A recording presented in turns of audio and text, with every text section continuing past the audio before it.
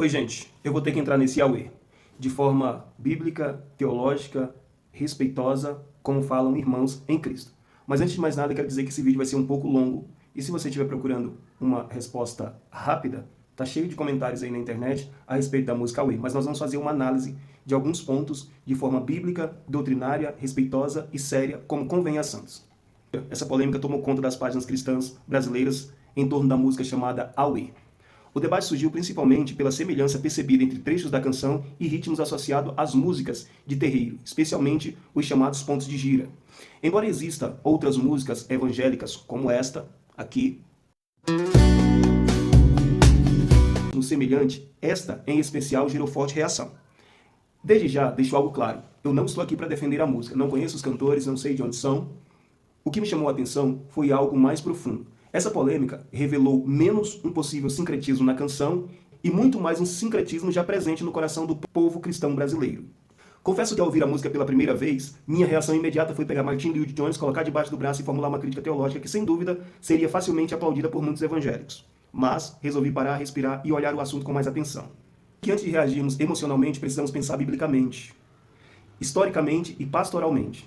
Organizei essa reflexão em 5 pontos simples, mas necessários para nos ajudar a discernir melhor essa discussão e, mais do que isso, repensar nosso próprio entendimento sobre louvor, cultura e missão. Bíblia em pauta. O primeiro ponto é simples, mas fundamental. A Bíblia precisa ser nossa pauta final. A pergunta que devemos fazer é: o que diz a Escritura? À luz da Bíblia, não encontramos nenhuma entidade espiritual maligna chamada José ou Maria. A Bíblia foi escrita em hebraico, aramaico e em grego. E nela, esses nomes são atribuídos a 2 pessoas reais históricas profundamente honradas por Deus. Maria é chamada de bem-aventurada em Lucas capítulo 1, verso 48. José é descrito como homem justo em Mateus capítulo 1, verso 19. Portanto, qualquer associação automática desses nomes a entidades espirituais malignas não nasce da Bíblia. Ela nasce de uma leitura cultural posterior. Isso precisa ser dito com clareza. Se a Escritura não sustenta essa associação, então o problema não está, em primeiro lugar, na música. O problema está na forma como nossa imaginação religiosa foi moldada. Quando reagimos com mais medo cultural do que discernimento bíblico, revelamos que algo já foi deslocado dentro de nós. A Bíblia precisa continuar sendo nosso filtro. Se ela não chama de impuro, precisamos ter cuidado para não chamar. Historicamente, o louvor sempre foi entendido como resposta do coração regenerado à verdade revelada. Agostinho dizia que o louvor nasce do ardor amores, ou seja, do amor corretamente ordenado, não é emoção solta. É afeição guiada pela verdade. Lutero via o canto congregacional como palavra de Deus cantada. Para ele, a música era serva da teologia, nunca sua senhora. O louvor ensinava. Depois, Martin Lloyd-Jones fez um alerta importante. Ele dizia que o verdadeiro louvor envolve emoção, sim, mas nunca uma emoção desconectada da mente. Emoção sem verdade é entusiasmo vazio. Verdade sem afeição é ortodoxia morta. O louvor cristão sempre esteve submetido à revelação bíblica, regulado pela palavra e orientado para a glória de Deus. Nunca foi um espaço de liberdade irrestrita, sempre foi um espaço de reverência, clareza e edificação. O terceiro ponto é a proposta dos artistas e a questão missiológica envolvida. Os próprios cantores afirmaram que a música não foi pensada como louvor congregacional, mas como parte de um sermão cantado. Todo álbum segue uma lógica. É algo próximo de uma cantata inspirada na parábola do grande banquete, registrada em Lucas 14, dos versos 15 ao 25. Aqui precisamos lembrar algo importante.